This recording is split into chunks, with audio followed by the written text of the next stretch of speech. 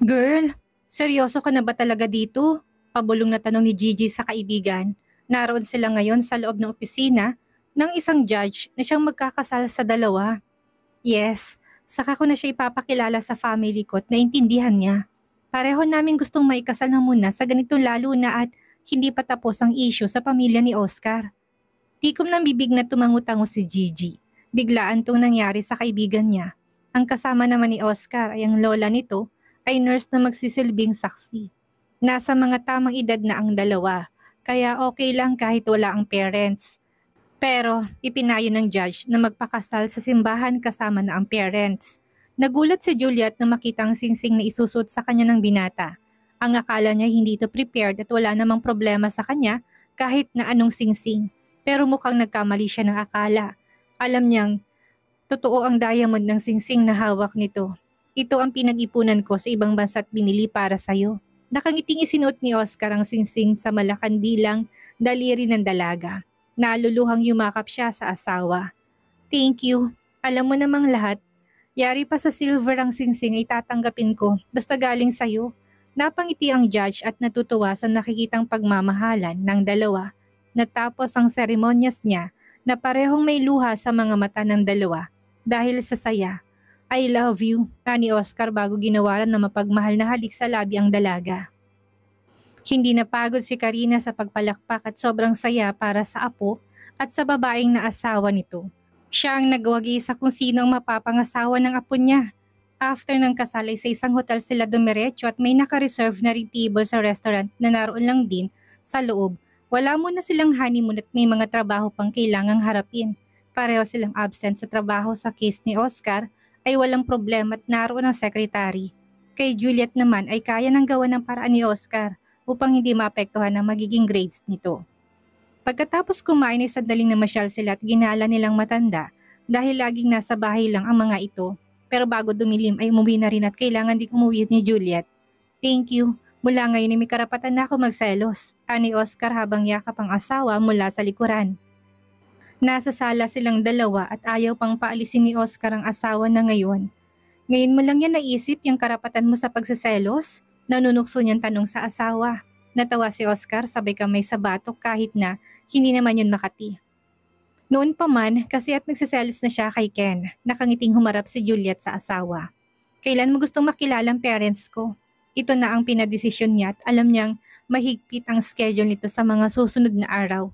After ng launching, gusto kong may pagmalaki ako sa pamilya mo bago magpakilala. Hinaplos niya ang pisngi ng asawa bago hinalikan ito sa labi. Gumanti siya ng halik kay Oscar at ramdam niya ang labis na pagmamahal nito sa pagitan ng halik nila. Kung hindi lang sana komplikado, ang sitwasyon nila ay parehong ayaw na niyang umalis sa tabi ng asawa. Ito na ang kusang pumutol sa halik nila at ayaw nitong mauwi sa ibang laban ang halikan nilang dalawa. Ang sasakyan kong dalhin mo at ayaw ko motorcycle ang imaneho mo. Ibinigay ni Oscar ang susi ng kotse sa asawa. Napabuntong hininga si Juliet. Ayaw niya suwayin ng asawa kaya nakipagpalitan na siya ng sasakyan dito. Kita na lang tayo bukas sa office. Mukhang napilitan tumango si Oscar. Mag-ingat ka sa pagmamaneho.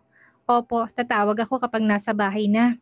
Siya nang humalik sa labi ng asawa bago nagpaalam ng umalis. Hinatid ni Oscar hanggang sa sasakyan ng asawa. Ngunit bago pa ito makasakay sa kotse ay dumating ang ina niya.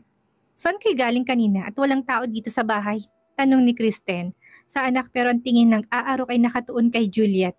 At saka tumawag si Cynthia. Pareho kayo ng babae niya na wala sa opisina? Ipinasyal ko si Lola kasama si Juliet. Pagsisinungaling ni Oscar sa ina upang wala na munang gulo. Bakit hindi akong tinawagan mo upang makasama? Hindi ang ibang taong sinasama mo at inabalang trabaho. Matari na si Tani Amanda sa anak. Hindi po ibang tao si Juliet dahil siyang pakakasalan ko sa simbahan. Hindi ako papayag at ayaw ko sa kanya. Nag-hysterical na si Amanda habang dinuduro si Juliet. Mabilis na niyakap ni Oscar ang asawa sa takot na masaktan ito ng ina. Galit ang tingi ipinukol niya sa ina. Hindi ko na problema kung ayaw niyo siyang tanggapin. Ako ang makikisama sa kanya at hindi kayo. Namulan ng pisngi ni Amanda. Dahil sa galit, gusto niyang magsisi ng ina lang ang nagpalaki sa anak kaya ngayon ay matigas ang ulo at ayaw siyang sundin o pakinggan.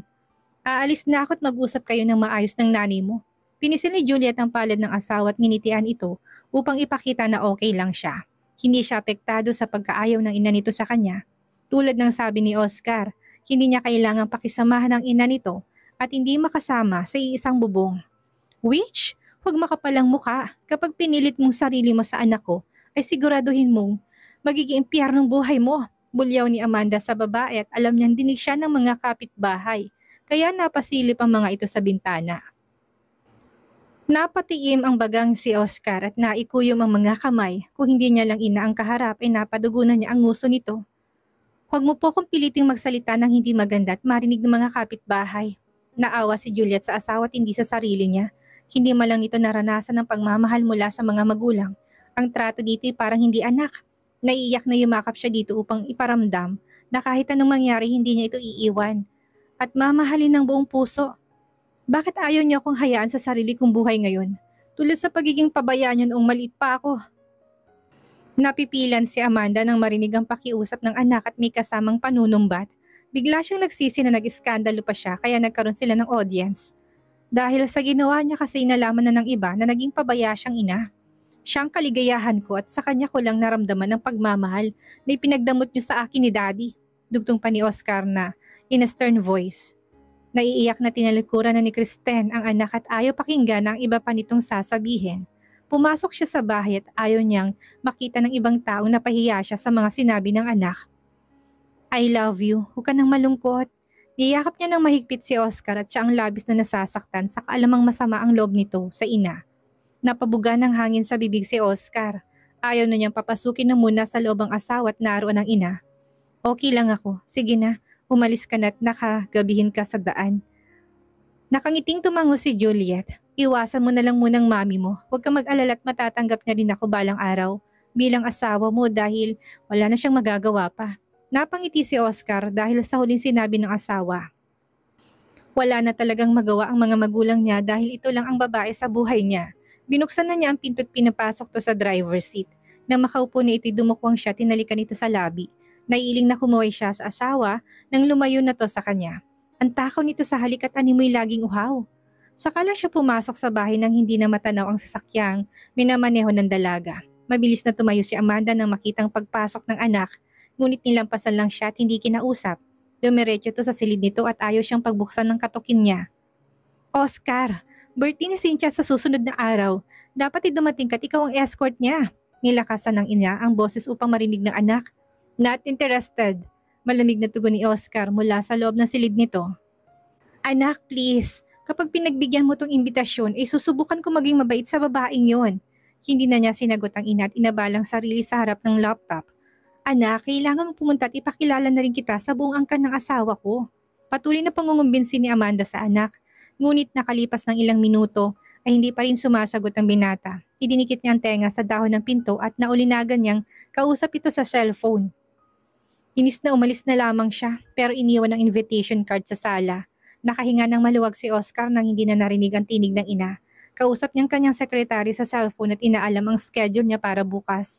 Pagka-uwi ni Juliet sa bahay nila ay wala ang mga magulang at kapatid. Nasa labas ang mga ito at may pinuntahang event ng isang kaibigan. Busog na rin naman siya kaya nagkulong na lang siya sa kanyang silid. Pagkatapos mag-half bath at bihisay sa katinawagan ng asawa, napangiti si Oscar nang makitang asawa sa kamera ng phone. Pinakita niya rito kung anong pinagkakaabalahan sa harap ng laptop. Tapusin mo ng gawa mo upang maaga kang matapos. Humiga na siya at nilagay ang phone sa kama at isinandal sa unan. Alam ni Oscar na pagod ang asawa kaya hinayaan na niya itong matulog. Bukas lang ang kamera nilang pareho habang natutulog to at siya naman ay nagtatrabaho. Isang oras din natutok siya sa pagbabasa ng paperworks, saka naisip na matulog na rin kahit maaga pa. Pagka-uwi nila Almira at napatingin siya sa isang sasakyang nakaparada sa garahe nila. Pamilyar sa kanyang sasakyan pero sigurado siya na hindi sa kanila yon. Manang, kaninong sasakyan ang nasa labas? Tanong ni Samuel sa katulong pagkapasok sa sala. Kay Senyorita Juliet po sir, magalang na sagot ng katulong. Inakbayan ni Samuel ang asawa at inakay na papaakyat sa hagdan upang hindi na mag-isip ng malalim ito dahil sa kotseng inuwi ng anak. Honey, hindi ba kay Oscar ang sasakyang nasa garahe? Naitanong ni Almira at biglang naalala kung saan unang nakitang naturang sasakyan. Maraming magkatulad na sasakyan. Halika't pagod ka na. Kinalimutan na nga ni Almira ang sasakyan at ni-relax ang isipan. Minasahe siya ng asawa at may kasamang romansa. Kinabukasan, nagising si Juliet na nakaharap pa rin sa kamera ng phone. Napangiti siya na makitang natutulog na asawa at nakaharap din sa kamera. Ang gwapo nito kahit tulog. Good morning! Kamuntik na siyang mapabangon dahil sa gulat ng biglang nagsalitang asawa. Nakapikit pa rin ito kaya akala niya ay iba ang nagsalita. I love you, aning muli ni Oscar sa kaunti-unting minulat ng mga mata. Napangiti si Juliet nang magsalubong ang tingin nila ng asawa at nakangiti pa ito sa kanya. I love you too, good morning. Anong gusto mong lunch mamaya at nang makapag-order ako at sa opisina ko tayo mananghalian? Tanong niya sa dalaga habang bumabangon sa kama at hawak ng isang kamay ang phone. Ikaw? Pilyang sagot niya sa asawa. Pumalatak si Oscar at napangiti rin sa kapilyahan ng asawa. First time niyang gumising na ganito kasaya at may kulay ng araw niya dahil sa dalaga. Babangon na ako saka paubos ng charge ng battery ko. Paalam ni Juliet sa asawa habang hinahanap ang charger. Alright, agahan mong pasok at ipagluto kita ng almusal mo. Parang may pakpak ang bawat hakbang ng mga paa ni Juliet at excited na pumasok sa opisina. Hindi niya alam na marunong sa kusina si Oscar at gusto niyang matikman ang luto nito. Madaling pagkain lang niluto ni Oscar para sa asawa. Sa opisina na rin siya mag-aalmusal mamaya at gustong makasalo ang asawa. Humalik lang si Juliet sa pisngi ng ina na makita itong pababa rin na hagdan at kagigising lang. Good morning, ang aga mo yata. Nagtatakang tanong ni Almira sa anak. Opo, maraming gagawin. Pakisabi na lang po kay daddy na umalis na ako. Halos takbuhin na niyang pagbaba sa hagdan dahil sa sobrang pagmamadali. Mag-ingat ka! Pasigaw na paalala ni Almira sa anak. Hindi na niya nasabi dito tungkol sa gusto niyang ipakilala at nagmamadaling umalis. Kahit pag-inom ng gatas ay hindi na nito nagawa. Napangiti si Juliet nang makitang sariling sasakyan na nakapark na sa parkingan ng kumpanya. Doon niya itinabi ang dalang sasakyan. Nang may kumatok sa pinto at mabilis na dinampot ni Oscar ang isang bungkus ng bulaklak at tumayo, ikinubli sa likod ng kamay na may hawak sa bulaklak bago binuksan ang pinto. Hindi na nagawang makapagsalita ni Juliet at bigla na lang siyang hinapit sa bewang ng asawa at tinalikan sa labi. Mabuti na lang at wala pang ibang tao sa hallway at pasipa na lang yung isinara ang pinto. I miss you, anas ni Oscar sa kanilabas ang hawak na bulaklak. Sobrang saya niya nang makitang bulaklak. Sariwa pa yun at paborito niyang kulay pink rose. First time niya ring makatanggap ng bulaklak mula sa binata. Thank you, I love it. Sinamyo pa niya ang bulaklak, nakahanda ng pagkain. Muling napangiti si Juliet na makitang nakahaing pagkain sa pabilog na center table. Simpleng pritong hotdog, dapat egg lang naman ang nakahain pero para sa kanya ay the best na pagkain yon na kanyang kakainin sa buong buhay niya. Ang kulit ng asawa at kinanlong pa siya saka sinusubuan gamit ang kamay lamang. Paubos ng pagkain nang biglang bumukas ang pinto. Ay, sorry po, hindi ko alam na may tao na dito. Paghingi ng sorry ng sekretary ni Oscar. Nasanay kasi na itong nauunang pumasok kaysa binata at nililinis pa nitong opisina. It's okay, patapos na rin naman kaming kumain. Sinenyasan ni Oscar na tumuli na sa loob ang sekretary. Tatayo na sana si Juliet at nahiya dahil may audience na sila, ngunit humigpit ang yakap sa kanya ni Oscar. Gusto nito'y manatili lang siyang nakaupo sa kandungan nito. Ubusin mo na to. Sinubuang muli ni Oscar ang asawa ng pagkain bago ang sarili. Kinikilig na napangiti ang sekretary habang manakanakang sinusulyapan ang dalawang naglalambingan habang inaayos ang working table ng amo. Pinadali na lang ni Juliet ang panggunya upang matapos na silang kumain. Nahihiya kasi siya sa sekretary ng asawa saka baka mainggit pa sa kanya. Sir, siya po bang nobya niyo? Hindi na nakatiis na tanong ng sekretary habang nakangiti. My wife. Namilog ang mga mata ng sekretary at hindi makapaniwalang nagpalipat-lipat ng tingin sa dalawa. Pinandilatan ni Juliet ng mga mata ang asawa. Ang usapan nila ay walang ibang munang makakaalam pero ito pa ang unang nag-reveal. Soon to be, bawi ni Oscar at ngumiti sa nobya. Ay, congratulations na po agad. Bagay po kayong dalawa at kinikilig ako para sa inyo. Honest na turo ng sekretary. At niyakap pa ang hawak na panlinis sa mesa. Napangiti na rin si Juliet at nagustuhan ng sekretary ng asawa. Tumabal pa siya ng 5 minuto bago nagpa siyang umalis na. Ihatid na kita. Tumayo na rin si Oscar. Hayaan niyang sekretaryong magligpit ng ibang kalat ng pinagkainan nila. Hinayaan na niya si Oscar at ito na laging nasusunod. Paglabas nila ng opisina nito'y marami ng tao sa paligid. Lahat ay bumati sa asawa niya at ang tingin ay nagtataka nang makita siya. Hindi naman kasi siya kilala ng mga ito kaya normal lang na magtaka. Obvious kasi na may relasyon siya at nakahawak sa bewang niyang asawa. Ang akala ko'y si Miss Cynthia ang fiancé ni General Manager. Bulong ng isang babaeng nadaanan nila pero nakarating pa rin sa pandinig ni Juliet. Ang chismis ay nilalandi ng isang intern at siya sigurong babaeng tinutukoy. Sagot na kausap ng naunang babae. Hindi pinansin ni Juliet ang naririnig. Nginitian pa niyang mga to. Halos umusok ng ilong ni Cynthia habang nakasunod ng matatalim na tingin sa likod ni Juliet. Kung nakakabugal lang siya ng apoy, ay tsak na sunog ng buhok ng babaeng kaagaw sa pagmamahal niya kay Oscar. Bago pa siya makita ng iba ay tumalikod na siya. Ayaw niya makitang kinakaawaan siya ng iba dahil mukha siyang pinaasa lang sa isang relasyon.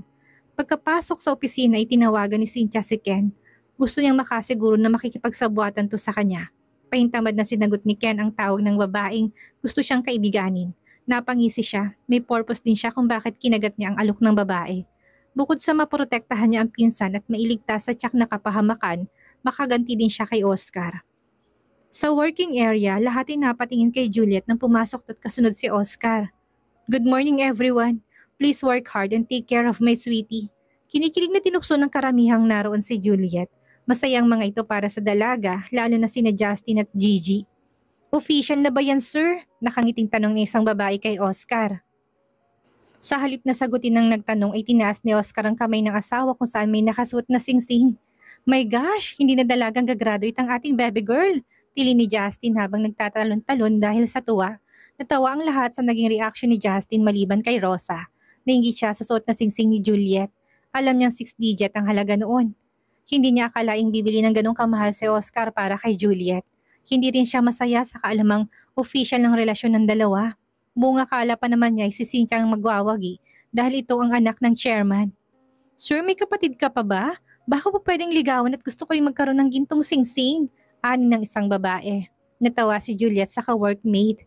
Kung alam lang nitong ugali ng kapatid ni Oscar. Nginitian lang ni Oscar ang babae at inalalayan ng asawa patungo sa working table nito. Nasa opisina lang ako. Nakangiting tumango si Juliet sa asawa bago umupo. Alis ka na't marami nang na-in-love sa'yo dito. Pagtatabi niya rito at malapit na ang oras ng trabaho niya. Mabilis na hinalikan ni Oscar sa pisngi ang asawa bago nagmamadaling umalis na. Muling tumili ang karamihan dahil sa kilig. Pagkaalis ng manager ay nagsilapit ang mga ito kay Juliet at pinalibutan ng dalaga. Parang mga predators na sumusi ang singsing sa daliri ng dalaga. O tama na't baka matunaw ang diamond ng singsing. Pabirong sita ni Gigi sa mga naroon. Natawa ang lahat at binati si Juliet.